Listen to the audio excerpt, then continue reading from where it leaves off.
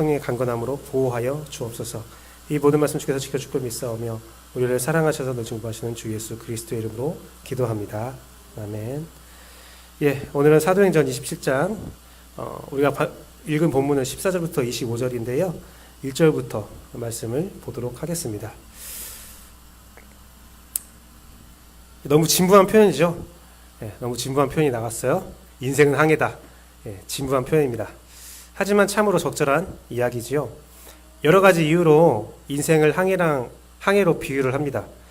저는 특별한 도구가 항해할 때 특별한 도구가 있다면 내가 어디로 있는지, 내가 어디로 가고 있는지 잘 알 수 있다고 생각하지만 혹시라도 아무런 도구가 아무런 도움이 안 되는 망망대해 가운데 풍랑 가운데 갇혀 있는 신세일 수도 있다는 생각이 들었습니다.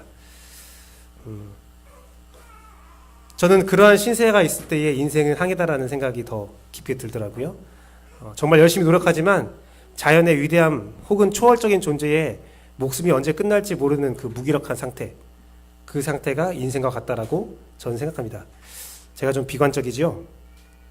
비관적입니다. 비관적이에요. 그런데 이것은 제가 성경에서 찾은 세계관에 근거하고 있죠.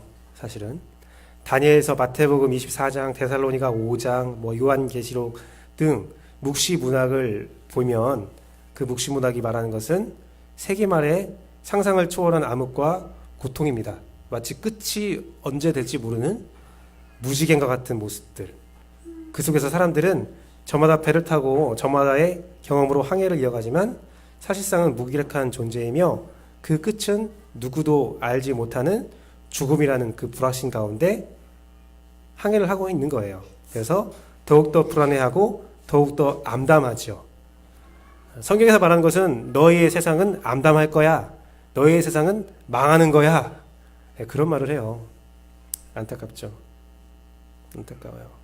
더 놀라운 것은, 더 안타까운 것은 그 끝의 시기를 아무도 알지 못한다는 거죠. 불안감이 있는 거죠. 다만 우리가 알고 있는 것은, 성경에 기록된 것은 성령의 인도함, 성경의 가르침으로 통해서, 성경의 지침서를 통해서 우리가 올바른 길을 찾아갈 수 있다라는 하나의 소망이 있는 겁니다. 하지만 우리는 초월자의 존재 가운데서 망망대해의 그 바다 가운데 배에 벌러덩 누워서 우리는 힘이 없습니다 라고 말할 수밖에 없는 상황이 한두 번은 아닐 것입니다. 우리의 인생의 대부분의 시간들은 항해에서 나는 이제 지쳤어요. 나는 할 수 있는 게 하나도 없어요 라고 고백할 수밖에 없는 상황이죠. 하지만 우리는 이 비관을 단순히 비관과 비극으로만 끝낼 수는 없죠. 왜 그러냐면 우리는 길을 아는 사람들이기 때문입니다. 우리의 길에 무엇이 있어야 되는지를 알고 있다는 거죠.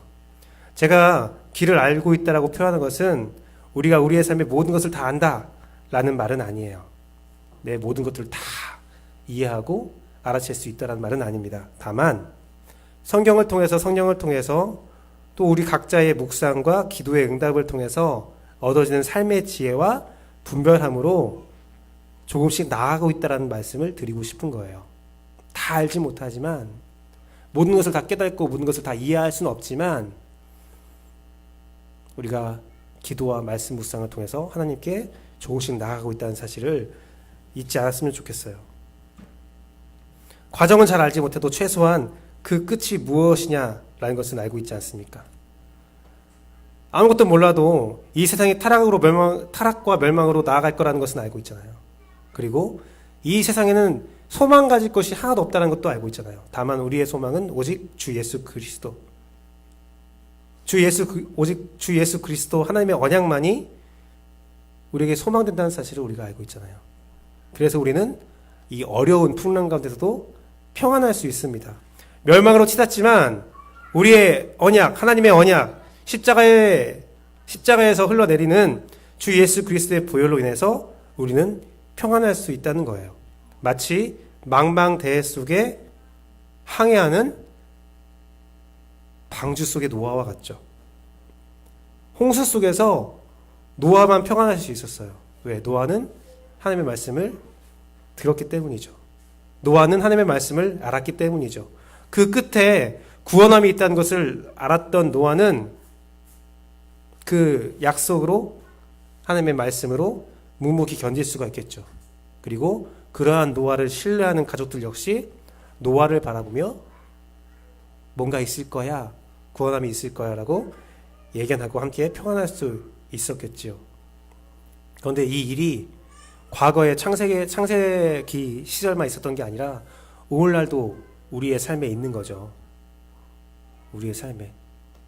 물론 그것이 많이 희석됐긴 했지만 많은 사람들이 예수 그리스도를 믿는 우리를 보면서 쟤는 왜 저런 상황에서 평안할 수 있지? 분명 나랑 같이 어지럽고 나랑 같이 벌러덩 누워 있었고 나와 같이 불안했던 사람인데 어느 순간에 평안을 얻고 기쁨을 가지고 살아가지? 그렇게 생각하면서 교회를 많이 나왔다고 하는 옛 이야기도 있잖아요. 세상이 알 수 없는 평안을 가진 것들. 그런데 이와 반대되는 일도 있죠. 요나의 항해를 생각해 봅시다. 요나의 항해. 하나님의 선지자인 요나가 오히려 길을 잃고 그 풍랑 가운데서 난관에 빠져서 혼란스러울 때 오히려 선원들이 더 큰 믿음을 보였어요. 요나서를 읽으면 참 이상해요. 하나님의 선지자라는 요나는 신앙이 없는 것 같고 이방인을 신을 섬기던 선원들은 오히려 큰 믿음이 있는 것처럼 보여죠. 그러면서 결과적으로 요나가 바다에 빠지고 큰 물고기가 요나를 먹고 풍랑이 잔잔해지자 선원들이 하나님께 영광 돌렸다라는 그 기록이 요나서에 실려 있습니다. 이것은 무엇입니까? 세상의 풍랑에서 믿는 자들이 더욱더 혼란스러울 때 믿지 않는 자들이 더욱더 평안한 모습들, 그 모습들도 우리가 봅니다. 이러한 기록들을 통해서 인생은 항해라 라는 명제에 있을 때 그리스도인들의 역할이 얼마나 중요한지를 우리가 알 수 있죠. 알 수 있어요. 오늘 본문의 항해도 이와 같은 모습으로 이 같은 사건들을 상징적으로 잘 보여주고 있다고 생각이 듭니다. 스토리는 다음과 같습니다. 1절부터 지금까지 이어지는, 우리가 읽었던 본문까지 이어지는 스토리는 이렇습니다. 항해는 매우 순조로웠어요. 훈풍이었어요. 백부장은 1절부터 말씀을 보면 백부장은 바울을 배려하여서 항구마다 섰어요. 그러면서 동료들이 환대를 받도록 했어요. 바울을 떠나보내는 그 그리스의 동료들을 나와서 바울을 한 번만이라도 보고자 할 때에 백부장은 항구에 멈춰가면서 그렇게 그래 동료들 잘 만나게 해라 하면서 굉장히 배려하는 마음으로 항해가 시작됩니다. 그 후에 이집트에서 출발해서 로마로 가고 있는 상선과 합류해서 그 배에 타요. 그 배에 타서 항해를 시작한 순간부터 갑자기 날씨가 도와주지 않습니다. 날씨가 도와주지 않아요. 그래서 끝내 배가 항해를 잘 못하고 끝내 항해를 할 수 없는 겨울이 됐습니다. 겨울에는 지중해가 풍랑이 굉장히 커서 그 항해를 할 수 없나 봐요. 저도 정확히 알지 못하지만 그 성경에서 이제 항해할 수 없는 계절이 온다라고 말을 했거든요. 그래서 겨울을 보내야 되는 그 긴 기간을 보내야 되는 장소를 찾는데 그 장소를 찾는 데서 의견이 갈립니다. 그런 결정을 더 이상 항해 가지 말자, 로마로 가지 말고 겨울을 보내자라는 결정을 내린 곳이 미항이라는 항구였어요. 미항.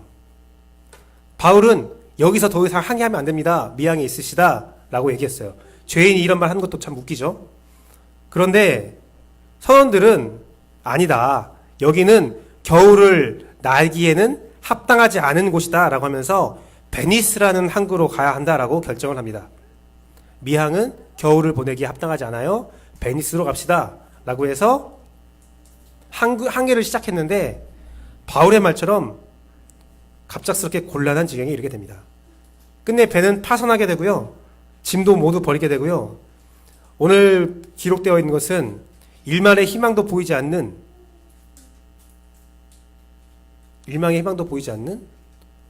암울하고 구원의 예물마저 사라진 그러한 신세가 되고 맙니다. 저는요, 이 시점에서 한 가지 꼭 짚고 넘어갈 게 있어요. 뭐냐면 이 사람들이 바울의 말을 듣지 않아서 이러한 처지가 됐다? 그건 아니에요. 그렇게 설교를 하는 또 강해하시는 분들이 많은데, 사실은 이 사람들이, 이 배가 바울의 말을 듣지 않아서 이렇게 힘든 상황이 됐다라는 것은 사실은 아니에요. 이 사람들은 합당한 결정을 내린 거예요, 사실은. 바울이 말했던 10절을 보면, 말하되 여러분이여 내가 보니 이번 항해가 하물과 뱀뿐만 아니라 우리 생명에도 타격과 많은 손해를 끼치리다 라고 말했거든요. 내가 보니에요, 내가. 그러니까 바울이요, 하나님의 어떠한 특별한 계시를 받아서, 야, 우리 이제 항해하면 우리 다 파산할 거야, 우리 풍랑을 만날 거야, 그렇게 하나님의 말씀을 전하는 게 아니에요. 내가 보니까, 내 경험에 보니까 이러한 일이 있는 것 같아 라고 자기 생각을 말한 거라고요. 하나님께서 항해하지 마라고 바울에게 특별히 계시한 그 내용이 없어요. 자기 생각을 말한 거예요. 자기 의견을. 여러분, 이 상황에서 누구의 말을 듣는 것이 이성적인 겁니까? 그렇죠. 오랫동안 이집트와 로마를 왔다 갔다 하면서 무역을 막 했던, 많은 기간 바보가 더 많은 항해를 했던 선장들이 이곳은 아닙니다, 다른 곳에 가면 됩니다 라고 말하면, 당연히 아무 경험도 없는, 아무리 항해를 많이 했고 전도여행을 많이 다녔다고 하지만, 항해를 많이 한 사람의 말을 듣는 것이 이성적인 거죠. 여러분, 어떠한 일이 있을 때요, 전문가 의견을 들어야 돼요. 사실은 비전문가 의견 듣지 마세요. 우리가 저번 주에 강의를 들으면서 김근주 교수님이 했던 말이 있잖아요. 직장에 대해서, 자기 직장에서 어떻게 살아야 되느냐, 어떤 협정을 해야 되느냐, 그것을 자꾸 목사한테 물어보는데 뭐라고 합니까? 목사한테 묻지 말라고, 제발. 잘 모른다고 하잖아요. 물론 저는 직장 생활을 했기 때문에 어느 정도 조언을 할 수도 있겠지 모르겠지만, 우리 옛날에 이런 있죠. 제가 대학교 1학년 때 있었던 일이에요. 그 딸이 병에 걸렸는데 의사에게 가지 않고 기도로 치료하겠다라고 막 기도하다가 근데 딸을 죽인 사건이 있었죠. 몸이 아프면요 병원을 가세요. 물론 기도를 받고 그런 영적인 것들을 따라가는 것도 좋아요. 하지만 병행하시면 좋겠어요. 전문가의 의견, 하나님께서 그들에게 전문적인 지식을 준 이유가 있잖아요. 마찬가지입니다. 여러 가지 심리적인 일도 그렇고요, 교육도 그렇고요, 우리의 삶에서 일어나는 여러 가지 고민들 가운데 답을 얻고자 한다면 하나님께 기도하고 함께 나아가는 것도 중요하지만 전문가의 의견을 듣는 것도 중요하다라는 거예요. 오늘 제가 말씀드리고 싶은 것은 심판이 아니라는 거죠. 심판이 아니에요. 본문에도요, 풍랑의 원인으로 그들이 죄가 있다, 그들이 나빴다 라는 말도 없어요. 그들이 죄를 지어서 풍랑을 만났다는 말도 없어요. 그리고 한번 지도를 보세요. 여러분, 여기 지도를 보면요, 여기가 미항이에요. 여기가 미항이에요. 미항이 있고 선원들이 가자고 한 곳은 여기에요. 베닉스가 여기 있어요. 저는 이제 처음에 글을 읽을 때, 성경을 읽었을 때 미항과 베닉스가 좀 많이 차이가 있는 줄 알았어요. 다른 지역인 줄 알았어요. 그런데 지도를 보니까 같은 섬 안에 있어요. 미항과 베리스가 같은 섬 안에 있고요.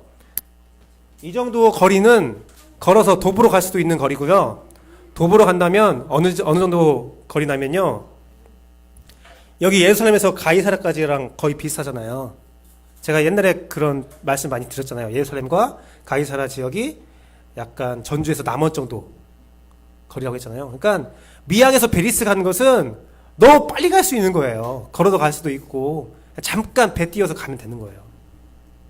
그러니까 사람들이 깊게 고민 안 한다고요. 그 찰나에 뭔 일 있겠어? 잠깐 가면 되잖아 라는 거죠. 그래서 엄청난 큰 고민을 해서 결정한 게 아니라 별것도 아니구나. 그런데 별것도 아니라고 결정한 내용이 큰 일로 번져버린 그런 사건이죠. 사실요, 세상 사람들은 우리 말을 잘 안 들어요. 이상하죠? 우리가 전문적인 지식을 가지고 있고 전문적인 지식을 이야기해도 세상 사람들은 우리 말을 참 많이 안 들어요. 반대로요, 세상 사람들이 우리 말을 잘 듣는다고 해서 이 세상이 멸망하지 않을까요? 성경에서는 이미 이 세상은 멸망할 걸로 이루어져 있어요. 제가 이 말을 드리는 이유는 뭐냐면, 제가 말씀을 더 이어가기 전에 이런 말씀을 드리는 것은 전체적으로 우리가 꼭 한 가지를 꼭 가지고 갔으면 좋겠는데, 뭐냐면 여러분에게 어떤 일이 있어도 놀라지 말고 서운해하지 마세요. 세상 사람들에게 여러분이 진리를 말해도 그들이 거부하고, 나는 정말 이 사람을 사랑해서 복음의 진리를 전했는데 그 사람이 거부해. 실망하지 마세요. 낙심하지 마세요. 원래 그래요. 원래 그래요. 이러한 상황들은 또 성경에 써 있어요. 세상이 너희들의 말을 잘 들을 것 같아? 안 들어. 안 들어. 하지만 이러한 상황에서 우리가 그럼 어떻게 살아야 되는가? 세상이 우리 말을 안 들으니까 침묵해서 살아야 되는가? 그것도 성경에 써 있죠. 성경에 써 있습니다. 오늘 본문을 통해서 말세라는 그 항해에서 모두가 갇혀버린 배라는 인생. 사실 어떻게 보면 인생은 항해다라는 말에는 망망대해 바다 가운데서 우리가 배라는 곳에 갇혀 있는 거예요. 배가 우리를 보호한다고 생각하지만 사실은 배에 갇혀서 아무데도 갈 수 없는 상황에 있는 거죠. 그러한 상황에서 우리의 삶에서 우리가 어떻게 살아야 하는가, 그 어느 정도 답을 오늘 본문에서 말씀에서 찾아보기를 소망합니다. 첫 번째로 여러분에게 드리고 싶은 말은 과거를 원망하지 말라라는 말씀이에요. 과거를 원망하지 말라. 모든 것이 절망된 순간에, 구원의 열망마저 없어진 때에, 모두가 며칠을 굶어서 제정신이 아닐 때에, 그 망망대해의 풍랑의 바다에서 바울이 갑자기 일어납니다. 바울이 갑자기 가운데 서서 말합니다. 먼저 말한 것은 무엇이었습니까? 내가 항해하지 말라고 했는데, 내가 항해하지 말라는 말을 들었더라면 지금 상태에 이르지 않았을 거야 라는 말을 하죠. 그런데요, 바울은 이후에 다른 말을 하지 않았어요. 정확한 진단을 하고 아쉬움은 느껴지죠. 아주 명확하게 선포하죠. 21절에요. 오늘 한글 번역에 의하면 좋았더라라고 21절에 보면 좋을 뻔했다라고 말했어요. 21절 말씀 보세요. 제가 한번 읽어드릴게요. 마지막 절에 보면 글에 대해서 떠나지 아니하여 이 타격과 손상을 면하였더라면 좋을 뻔하였느니라 라고 가정법으로 얘기했는데요. 사실 헬라어는 네이라는 단어인데요. 반드시 그랬어야 돼 라는 단어예요. 한마디로 오늘 말씀은 좋을 뻔했다라는 게 아니라 반드시 우리가 항의하지 말았어야 됐다 라는 말이에요. 하지만 그 뒤에 어떤 책임을 추궁하거나 원망하는 말은 없어요. 이것은 너희가 그렇게 결정한 너희 때문에 풍랑을 만난 거야 그런 것도 아니에요. 그냥 야, 내 얘기 들었으면 들었어야 되는데, 들었어야 됐었어 라고 사태를 확실하게 말하는 거죠. 사실 저는요, 이미 그들이 항의하면서 서로 원망과 추궁이 있었을 거라고 생각해요. 막 풍랑 만나서 사흘간 헤맬 때, 야, 네가 베리스로 가자며. 아, 그때 바울이 미항에 있자고 했는데. 이미 서로 원망해요. 우리 다 알잖아요. 우리 공동체나 뭐 교회 공동체나 세상 공동체 다 똑같아요. 어떠한 결정권을 내릴 때에 어떠한 결정을 앞두고 의견이 갈렸어요. 그리고 어떠한 결정이 내려져요. 그러면 사람들이 서로 추궁하기 시작해요. 그 결정에 대해서 나쁜 일이 있을 때마다 어떻게 결정해요? 야, 네가 그렇게 하자고 했잖아 하면 넌 동의했잖아. 네가 너무 심각하게 말해서 그런 거지 하면서 막 서로를 헐뜯기 시작해요. 그래서 가정도 마찬가지예요. 서로 사랑하는 가정 사이에서도 어떠한 일에 잘못된 결정 내렸다고 생각하는 순간 서로 원망하고 분위기가 안 좋아요. 서로 탓해요. 책임을 추궁하면서. 근데 재밌는 것은요, 그런 사태가 되잖아요. 관계가 더욱더 깨져요. 어떤 문제가 있을 때 우리가 똘똘 뭉쳐서 이거 문제를 해결해야지라고 해야 되는데 그래도 해결할까 말까인데 서로 원망하고 싸워요. 여러분, 그런데 제 말을 들을 때 오해하지 않는 게 필요해요. 뭐냐면, 그러면 목사님, 우리 공동체에, 저의 가정에, 제 관계에 어떤 문제가 생겼을 때는, 어떤 문제가 생기면 그냥 침묵하고 서로 용서하라는 말입니까? 아니요. 바울처럼 사태에 대한 정확한 진단을 내려야 돼요. 우리가 무엇을 잘못했는지는 확실하게 진단을 내려야 돼요. 교회 공동체도 마찬가지예요. 여러분, 예를 들어서 목사인 제가 잘못을 했어요. 제가 잘못 판단하고 여러분과 같이 합의했다고 하지만 분위기상 목사가 잘못을 했어요. 누군가가 잘못을 했어요. 그럼 어떻게 됩니까? 그냥 넘어가요? 아니요. 정확한 진단을 내려야 돼요. 우리가 어느 순간에 어디에서 잘못된 선택을 했을까? 단, 그 안에 징계도 필요하다면 필요해요. 징계와 명확한 책임 추궁이 필요해요. 하지만 그것이 원망으로 나아가고 또 다른 잘못으로 나아가기는 않기를 바랍니다. 바울도 분명히 무엇이 잘못됐는지를 얘기했지만 그것은 미래를 위한 이야기였어요. 미래를 위한 발판으로 삼았다는 거죠. 우리가 풍랑 가운데, 우리 항해 가운데 풍랑을 만나서 풍랑 가운데 있을 때에는 서로를 원망하고 서로를 미워하기보다는 좋은 경험과 좋은 데이터의 축적으로 여기고 다음 스텝을 밟을 수 있는 여러분 되기를 소망합니다. 바울이 정확히 그때 무엇이 잘못돼서 우리가 여기에 이렇게 됐는지를 정확히 말한 것은 자신의 미래를 향한 발판으로 꺼내기 위함이었어요. 그 발판이 무엇이었냐? 바로 소망이었어요. 두 번째, 바울은 망망대해에 아무것도 없는 상태에서 소망을 주는 스텝을 밟습니다. 바울이 이렇게 말해요. 안심하라. 누구의 생명도 손상받지 않을 거라고 말해요. 그런데요, 제가 그 배에 타 있었다면, 여러분도 한번 상상해 보세요. 바울과 함께 그 배에 탔다고 상상해 보세요. 근데 어느 날 갑자기 바울이 딱 벌떡 일어나서 우리 다 안 죽어라고 얘기했어요. 그 말을 듣고 그래? 우리 안 죽나? 싶었는데 바울의 다음 말이 굉장히 좀 아쉬워요. 뭐라고 합니까? 배는 손상이 간대요. 우리는 사는데 배는 살지 못한대요. 이게 말이야 막걸리야. 이 망망대해에서 풍랑이 치는 곳에서 우리의 생명을 그래도 유일하게 보호하고 있는 게 뭐예요? 배예요. 배가 남아 있어야 우리의 생명이 사는 건데, 바울이 말하는 것은 우리의 생명은 사는데 배는 죽는데요. 믿음이 가요? 답답하죠. 멸망을 향해 가는 세상에서 이렇게 말하는 거예요. 너의 삶이 손상을 받고 네 삶이 파산하고 네 삶이 깨어지고 너의 가족이 깨어지고 너의 관계가 깨어지고 교회 공동체가 다 깨어져도 안심해. 너는 살 거야. 어떻게 그 말에 동의할 수 있어요? 어떻게 안심할 수 있어요? 나를 지켜주는 유일한 것,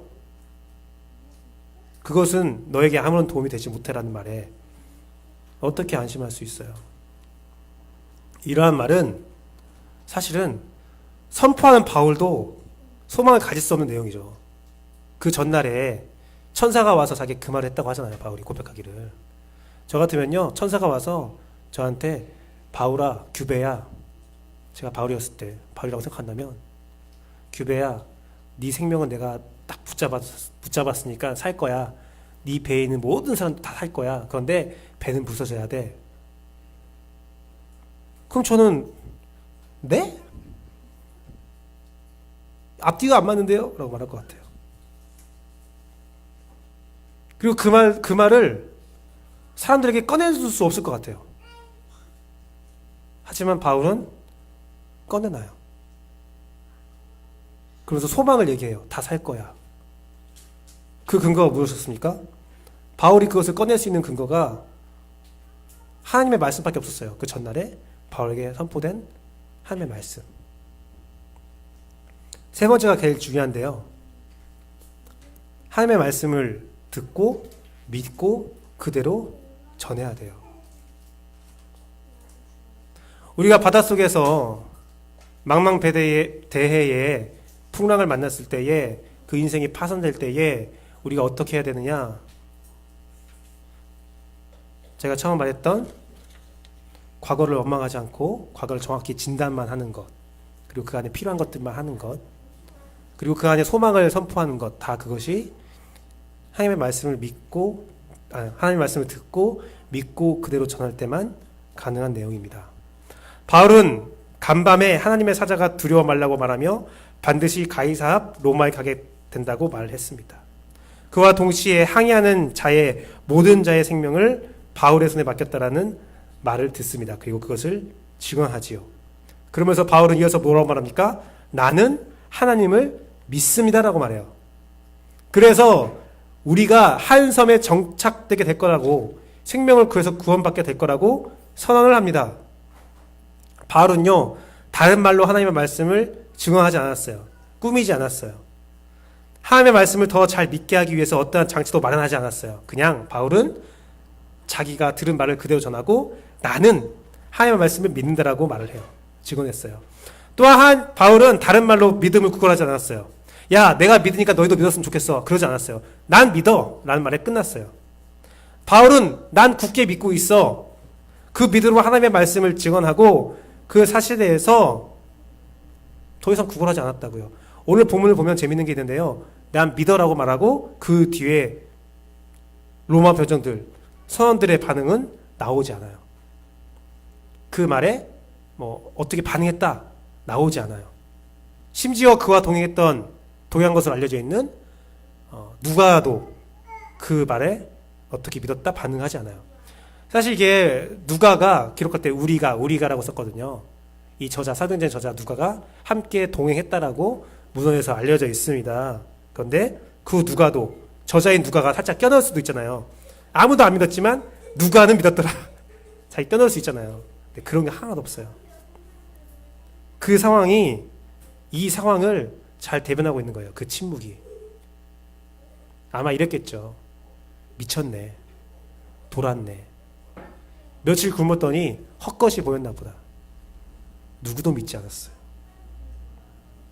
아무도 주목받지 않고, 아무도 주목하지 않고, 아무도 신뢰하지 않은 선포를 바울이 한 거죠. 절망 가운데 무기력해서 그 선포조차 들을 기운도 없고 들을 필요도 느끼지 않은 무기력 가운데 바울이 일어나 자신이 들었던 것을 선포하고 나는 믿어라고 선언하는 이 모습. 그러면서 너희도 소망을 가졌으면 좋겠다. 너희도 안심했으면 좋겠다라는 말. 자신이 품은 그 소망을 다른 사람은 똑같게 품을지 않을지 모르겠지만 선언하는 바울의 모습. 이는 왜 굳이 그런 선언을 했어야 되느냐? 그것은 모두를 구원으로 인도하기 위함이었어요. 진짜 생명을 살리기 위함이에요. 왜요? 바울이 그것을 소망에 품고 말했지만 말해봤자 안 믿을 거예요 하면서 품고 있다가 정말 그 일이 벌어지면 사람들은 뭐라고 고백합니까? 우연이다. 운이 좋다. 혹은 그 선원들이 그러한 일이 있을 때 얼마나 자기의 신에게 빌었을까요? 각자 믿는 신에게 비는 상황이에요. 이것은 사람의 힘은 안 돼. 내가 믿는 신에게 의지할 수밖에 없는 상황이에요. 그 상황에서 하나님의 뜻대로 생명을 다 구원받았을 때 사람들은 뭘 고백합니까? 각자의 신을 고백하겠죠. 바울은 선포했어야 돼요. 이 모든 것의 주관자는 하나님이야. 정말 이 일이 벌어졌을 때 이것을 살리신, 우리의 생명을 살린 것은 누구야? 하나님이야. 그렇기 때문에 너희들은 하나님을 믿어야 돼. 이 열방의 참 신은 오직 하나님뿐이라는 사실을 고백하는 겁니다. 이러한 일을 위하여 바울에게 그들의 반응은, 당장의 반응은 중요하지 않다는 거예요. 가장 중요한 것은 그날 밤에, 간밤에, 그 절망의 밤에서 하나님의 사자가 바울에게 정확한 말씀하신 것과 그 말씀에 있는 소망과 그 말씀이 완벽하게 이루어지는 그 사건이 바울에게 중요하지, 내가 이걸 선포할 때 사람들이 어떻게 반응할까? 그것은 중요하지 않았습니다. 바울은요, 그런 위기한 상황에 섣불리 나서지 않았어요. 보세요. 바울이요, 항의를 하면서, 야, 안심해라. 내가 전에 하나님께서 나 가이사라 가이사라께 간다고 말했으니까 그것이 이루어질 거야. 그런 말 한 번도 안 했어요. 그냥 조용히 풍랑해서 가만히 있었어요. 상상을 해보세요. 풍랑을 만났을 때 선원들과 선장들이 그 일의 전문가들이 몇 년 동안 그 일을 문제를 하기 위해서 여러 가지 일을 하잖아요. 짐도 버리고, 저 멀리 섬이 하나 보이니까 그 섬에 정박하려고 노력도 해보고, 그러다가 이거 위험하다, 다시 닷을 올려라 하면서 걸을 끊어버리고, 이거 여러 가지 일들 막 있잖아요. 그 일이 있을 때 바울은 아무 일도 하지 않았어요. 아마 제가 생각할 때, 이것은 제 상상인데요, 바울은 가만히 중보했을 거예요. 하나님, 저들의 노력이 잘 돼서 우리가 살게 해주세요. 하나님, 저 가이사라로 보낸다고 하셨잖아요. 중보했을 것 같아요. 자신의 목숨이 그들 손에 달려있다는 것을 알고 있기 때문에 막 그들의 손을 위해서, 그 전문가의 손길을 위해서 중보했을 거예요. 여호와 하나님, 사람들은 저마다 방법을 간구하고 각자의 신에게 간구했듯이 바울은 하나님께 간절히 기도했을 거예요. 풍랑 속에서. 그런 바울에게 하나님께서 응답했을 때에 바울은 느낀 거죠. 하나님의 사자가 나와 함께하고 있었구나. 하나님께서 우리를 다 살리려는 목적이 있으시구나. 이 선포가 배와 함께하고 있는 자들에게 얼마나 큰 의미가 있을진 미지수지만 바울은 그 믿음을 선포하는 것. 그것은 너와 나의 운명이 하나다. 너의 생명을 내 손에 붙였다. 단순히 육신의 생명뿐만 아니라 영혼의 생명까지 나에게 붙여진 것을 알고 바울은 선포하는 거죠. 여러분, 이 상황을 우리의 상황 가운데 한번 돌려보게요. 여러분 삶의 풍랑을 만났다고 생각해 보세요. 풍랑 속을 지금 지나가시는 분도 계시고, 장차 만날 풍랑을 대비하신 분도 계시고, 과거에 맞았던 풍랑이 생각나시는 분도 계실 거예요. 그 풍랑 속에서 여러분의 생명을 살렸던 것은 누구입니까?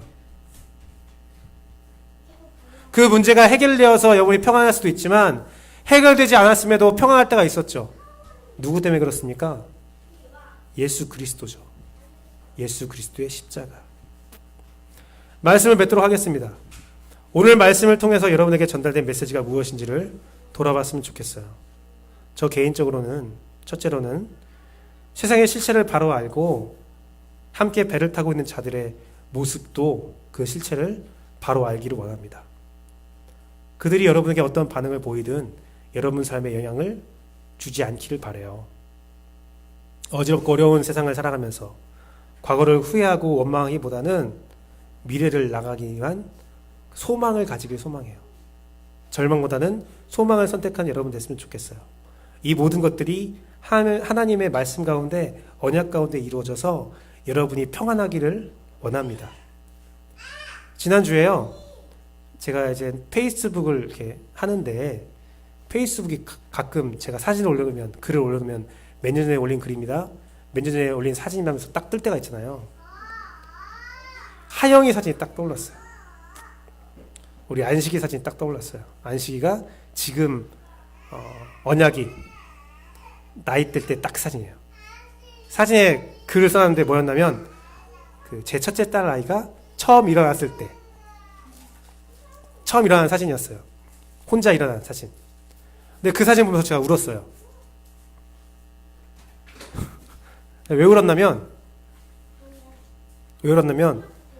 제가, 여러분도 아시다시피 첫째는 저한테 많이 혼났어요. 심하게 혼났어요. 잘하는 과정에서. 근데 둘째는 많이 안 혼나요. 왜 그러냐면 이게 상대적인 건데, 둘째가 잘못한 거 딱 보면 애기 같아요. 둘째는 항상 애기 같아. 그래서 안 혼냈거든요. 그런데 몇 년 전에 있는 그 첫째 딸 사진 딱 보니까 둘째 딸하고 똑같잖아요. 걔도 애기였고 걔도 아무것도 모를 때였는데 걔는 많이 혼내고 되게 미안해져서 울었어요. 내가 상처를 많이 줬구나. 그 순간에 저에게 어떤 거 왔냐면요, 망망대해에 홀로 있는 느낌이 왔어요. 절망과 한심감이 저를 지배했어요. 좋은 아빠가 아니라는 생각이 들었어요. 그런데 그게 마침 이게 설교를 쓰면서 내가 하나님이 페이스북을 통해서 하나님이 역사했다면 그 사진을 나에게 보여준 것은 그 사진 보면서 네가 얼마나 나쁜 놈인지 알고 있어라, 그게 아니라 그것을 절실히 깨닫고 이제 좀 잘 키워봐라, 이제 좀 잘 좋은 아빠처럼 잘 해라 라는 그 말씀이 아닌가라는 생각이 들었었거든요. 그래서 하나님께 고백했어요. 잘 키우겠습니다. 이제는 심하게 혼내진 않겠습니다. 우리 안사람이 제일 좋아할 말인데 덜 혼내겠습니다. 안 혼낼 수는 없을 것 같아요. 하지만 더 혼내겠습니다. 여러분도 그랬으면 좋겠어요. 여러분이요, 여러분 삶에 대해서 절망하지 않았으면 좋겠어요. 사단은요, 여러분을 미워하고 여러분 자신을 미워하게 하고 여러분을 절망 가운데 빠지게 할 거예요. 여러분이 실패할 수 있어요. 여러분이 실수하고 넘어지고 죄를 지을 수 있어요. 하지만 예수 그리스도 안에서 소망을 잃지 않았으면 좋겠어요. 내 잘못으로 인해서 넘어지고 후회되고 세상에서 절망하게 되고 풍랑 가운데 있게 된 것이 다 나의 선택이라 할지라도 어떤 순간에도 낙심하지 말고 그 안에서 여러분 자신에게 구원을 선포하고 소망을 선포하기를 소망합니다. 원수를 사랑하셔서 목숨까지 내어버린 예수 그리스도의 사랑이 여러분과 함께 머물고 있다는 사실을 기억하고 예수 그리스도의 손을 잡고 죄를 버리고 일어났으면 좋겠어요. 죄를 외면하는 말은 아니에요. 죄를 모른 척하는 말은 아니에요. 하지만 그것에 함몰되어서 여러분이 더 이상 소망을 갖지 말라는 말은 아니에요. 둘째는 세상이 나에게 그렇게도 영향받지 말라, 소망하라라는 말씀이라면, 둘째 저에게 왔던 교훈은 그래도 세상은 나와 같은 운명에 있다라는 생각을 가졌으면 좋겠어요. 그들을 완전히 다른 세계의 사람으로 대하는 것은 옳지 않아요. 우리는 한 배를 타는 사람이고 하나의 운명이라는 사실을 기억했으면 좋겠어요. 이것은 교만한 마음을 품어라가 아니라 이 죄 많은 세상을 유지하기 위하여, 이 세상이 지금도 멸망하지 않고 그나마 나아가고 있는 이유는 더 많은 하나님의 백성이 생기기를 원하는 하나님의 마음이 있다는 것을 헤아렸으면 좋겠다는 거죠. 물론 세상은 하나님의 말씀을 듣지 않고 신뢰하지 않아서 더욱더 어렵고 더욱더 힘든 상황으로 가는 것이 하나님의 뜻이에요. 우리의 항해에서, 이 세상이라는 항해에서 이 배는 완전히 파산될 수밖에 없어요. 파손될 수밖에 없어요. 오늘 본문에서 바울에게 했던 말씀과 동일한 말씀을 하나님 우리에게 하십니다. 너희의 생명은 내가 건지겠는데 이 세상이란 배는 멸망당하게 될 것이야. 그 와중에 우리들은 생명을 선포해야 된다는 거죠. 구원을 선포해야 된다는 거죠. 그 선포의 바탕에는 우리가 먼저 믿어야 된다는 거예요. 우리가 하나님의 들은 말씀을 굳게 믿고 그 소망을 선포할 수 있는 여러분 되기를 소망합니다. 그들이요, 다른 거에 소망을 가져요. 파산될 배에 소망을 가져요. 그럴 때마다 여러분이 진짜 소망이 무엇인지를 알려줄 수 있는 사람이 되면 좋겠어요. 저번 주에 또 제가 방송을 좀 들으면서 김어준의 뉴스공장을 좀 들었는데요. 거기에 방탄소년단 아세요? BTS 방탄소년단이 또 빌보드 차트에 올랐다고 하더라고요. 1위로. 4개월 만에 일어나는 일인데 전 세계에서 한번 1위에 올랐다가 4개월 뒤에 다시 다른 곡으로 1위 오른 사람이 28명인가? 밖에 없대요. 근데 그 28명의 이름을 대면 다들 그 사람? 다 아는 사람이래요. 그래서 방탄소년단이 정말 대단한 것을 했다라고 얘기하는데 그것을 이렇게 분석하는 얘기를 들은 적이 있어요. 근데 그 분석 가운데 하나가 뭐였냐면 방탄소년단의 가사가 이 시대를 되게 진단한대요. 이 시대가 어떤 시대야라고 진단을 하고 그 시대에서 소망을 가지게 해준대요. 저는 방탄소년단 노래를 하나도 못 들어봤거든요. 근데 전 세계 사람들이, 지금 전 세계 청년들이 다 힘들대요. 근데 방탄소년단 노래를 들으면 자기의 절망된 상황들을 보게 되고 그 뒤에 나오는 그들의 소망의 메시지에 열광한다는 거예요. 그래서 인기가 있다는 거예요. 그걸 생각해보니까 저 어렸을 때 H.O.T의 빛이라는 노래가 생각나더라고요. 그게 딱 그런 노래였거든요. IMF 시대 때 힘든 우리에게 빛이 되어준 인기가 굉장히 많았어요. 저는 H.O.T를 굉장히 싫어하는 사람이었습니다. 싫어해요. 지금도 별로 좋아하진 않아요. 하지만 그 노래는 되게 좋았거든요. 왜? 그 노래를 들으면 다 사랑 노래, 뭐 이별 노래 얘기할 때 소망이 되는 노래가 되게 저한테 좋았었거든요. 소망. 세상은요, 우리의 말을 듣고 싶어 하지 않지만 그들은 소망을 듣고 싶어 해요. 그래서 그들에게 유일한 진리, 유일한 소망인 예수 그리스도를 전할 수 있는 여러분 되기를 소망합니다.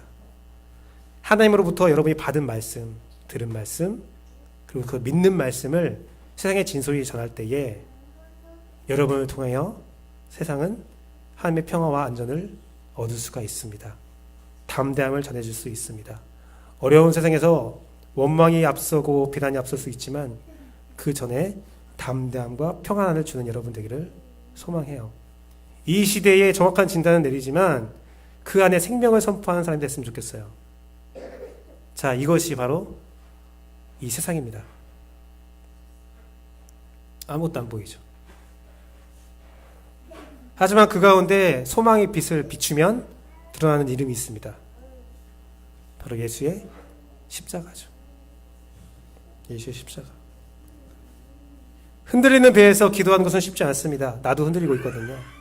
하지만 그 안에 먼저 붙들어야 하는 이름이 무엇인지를 정확히 아는 우리들은 하나님의 이름을 부르짖고 예수 그리스도 이름 안에 든든히 서 있기를 소망합니다. 여러분만 소망을 갖는 것이 아니라 여러분 이웃에게 소망을 전해줄 수 있는 여러분이 됐으면 좋겠어요.